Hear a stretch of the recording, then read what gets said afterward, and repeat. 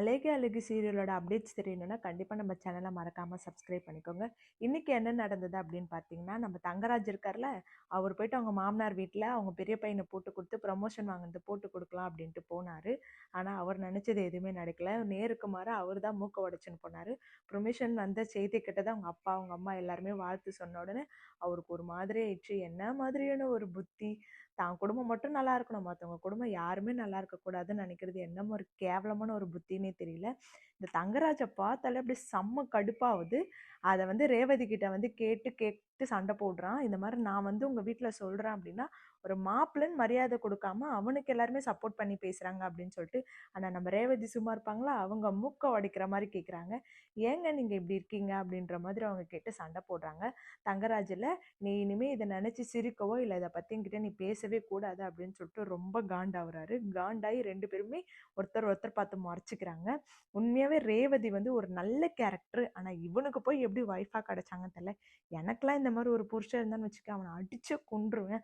அவன் மூஞ்ச பார்த்தாலே காண்டாகுது.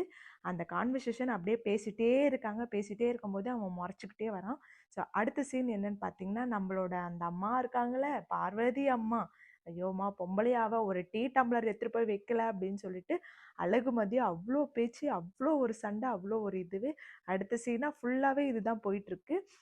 கேட்குறாங்க, ஏன் இந்த மாதிரி டம்ளர் எடுத்து வைக்கல, உன் புருஷன் குடிச்ச டம்ளர் தானே, ஏன் எடுத்து வைக்கல அப்படின்னு சொல்லிட்டு கேட்குறாங்க. டம்ளர் எடுத்து வச்சு சொல்லி கொடுக்கணும், அவங்கவுங்க வேலையை அவங்கவுங்களே பார்த்துக்கணும்.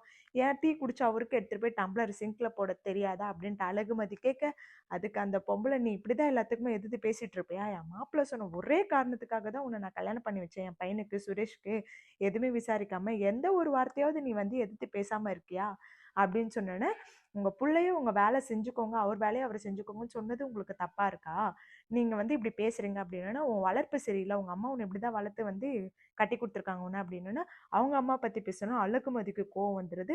உங்கள் வளர்ப்பு தான் சரியில்லை, நீங்கள் தான் ஒழுங்காக வளர்க்க மாட்டேங்க அப்படின்னு உடனே இந்த பொம்பளை சும்மாவா சொல்லணும், உடனே அது ஆரம்பிச்சிச்சு. என் வளர்ப்பு சரியில்லை அப்படி இப்படின்னு நெஞ்சு வலி பிடிச்சுன்னு அப்படியே உட்காந்துக்குச்சு.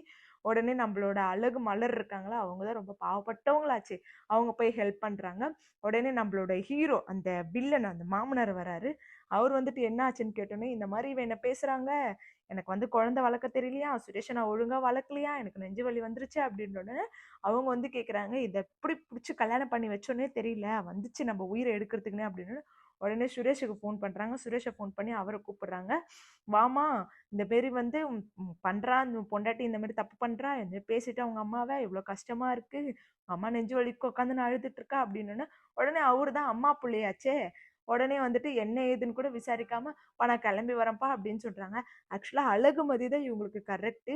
எனக்குலாம் இந்த ஒரு மாமியார் இருந்தால் அழகுமதியாக நின்று பேசிட்டு இருக்காங்க, நான்லாம் அந்த இடத்துல இருக்க மாட்டேன், போங்க அப்படின்னு சொல்லிட்டு வந்துகிட்டே இருப்பேன். என்ன ஒரு கேவலமான ஒரு கேரக்டர். மருமகனா இப்படிதான் இருக்கணும், ஆம்பளைனா இப்படிதான் இருக்கணும், பொண்ணுனா இப்படிதான் இருக்கணும் அப்படின்ற உண்மையாவே என்ன குணம்னு தெரியல.